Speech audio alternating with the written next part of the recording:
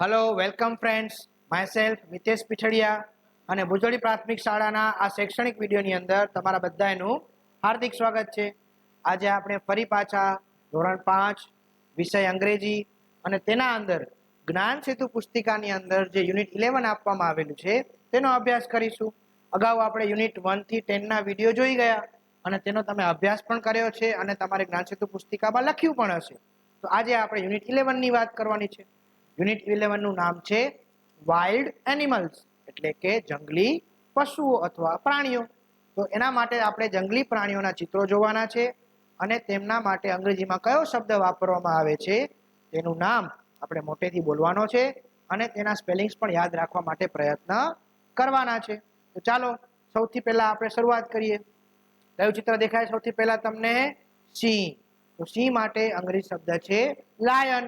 જો હું અહીં જે રીતે તમારા સામે સ્પેલિંગનો ઉચ્ચાર કરું છું એ રીતે તમારે પણ બોલતા જવાનું, એટલે તમને પણ એ સ્પેલિંગને વાંચતા એનો સ્પેલિંગને બોલતા આવડી જશે. બરાબર? તો સૌથી પહેલો છે લાયન, LION, લાયન એટલે સિંહ. પછી બીજા નંબરનું ચિત્ર એ છે ટાઈગર.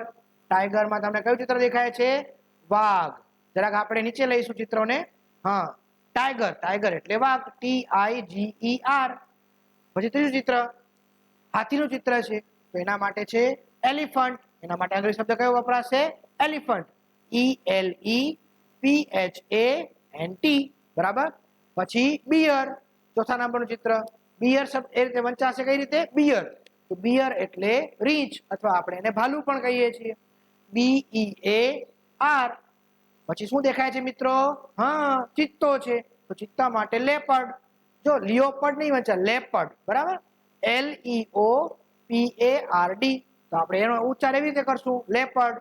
પછી છે હરણ, તો ડિયર, DEER. પછી છે વરુ, તો એના માટે વુલ્ફ, WOLF. બરાબર?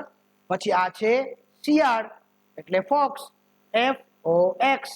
ફોક્સ એટલે શિયાળ. બરાબર? પછી શું દેખાય છે મિત્રો? પાણીમાં રહેનારું પ્રાણી મગર. તો મગર માટે છે શબ્દ અંગ્રેજી ક્રોકોડાઇલ, CROCODILE. પછી ઊંચી ઊંચી ડોક વાળું જીરાફ, GIRAFFE. બરાબર? પછી છે ઝીબ્રા, ZEBRA. અને છેલ્લે છે અજગર. તો અજગર માટે શબ્દ વપરાશે પાયથન, PYTHON. તો આ રીતે આપણે લાયન, ટાઈગર, જીરાફ, ડિયર બધાના સ્પેલિંગ તમારે યાદ રાખવાના છે, તેનો ઉચ્ચાર પણ કરવાનો છે. અને જે રીતે આપણે દરેક યુનિટની અંદર સ્પેલિંગ યાદ કર્યા પછી ખૂટતો અક્ષર મૂકીને શબ્દ પૂર્ણ કરવા માટેની પ્રવૃત્તિ કરીએ છીએ, તેવી પ્રવૃત્તિ તમને અહીં પણ કરવાની છે. ઉદાહરણ તરીકે આપણે એક જોઈએ, તો પહેલો છે LIBLANK.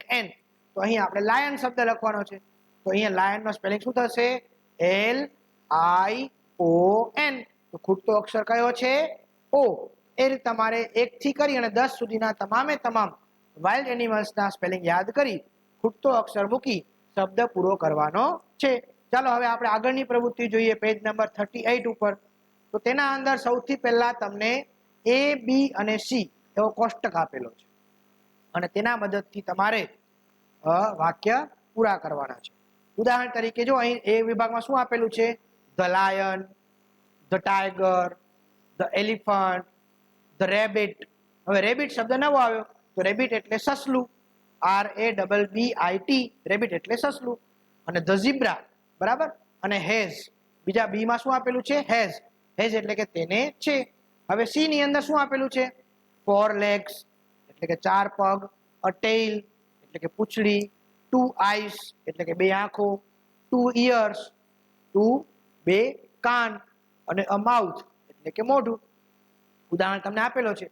એક વાક્ય આપણે એ વિભાગમાંથી લેવાનો, એક બી માંથી લેવાનું, બી માં એક જ છે હેઝ જ લેવાનો દરેક વખતે, અને સી માંથી એક લેવાનું. અને એ રીતે જો આ વાક્ય બનાવેલું છે, ધ લાયન એટલે કે પહેલા એ માંથી ધ લાયન લીધું, બીજામાંથી હેઝ અને ત્રીજા સી માંથી 4 legs. એટલે આ રીતે તમારે બીજા 4 વાક્યો તમારી જાતે બનાવવા પ્રયત્ન કરવાનો છે. તો the lion has 4 legs, the elephant has 2 ears. બરાબર? The zebra has 2 eyes, the rabbit has mouth. આ રીતે તમારે વાક્ય બનાવી અને તમારા જ્ઞાન સેતુની પુસ્તિકાની અંદર લખવામાં પ્રયત્ન કરવાનો છે. તો મિત્રો યાદ રહેશે ને? તો આ યુનિટની અંદર આપણે વાઇલ્ડ એનિમલ્સના સ્પેલિંગ પાકા કરવાના છે અને ખૂટતો અક્ષર મૂકીને શબ્દ પૂર્ણ કરવાની પ્રવૃત્તિ કરવાની છે. તો ચાલો ફરી પાછા મળીશું યુનિટ 12 શીખવા માટે. આ રીતે જ અમારી સાથે જોડાયેલા રહો અને ચેનલ સબસ્ક્રાઇબ ન કરી હોય તો ચેનલ સબસ્ક્રાઇબ જરૂર કરજો. આવજો મિત્રો.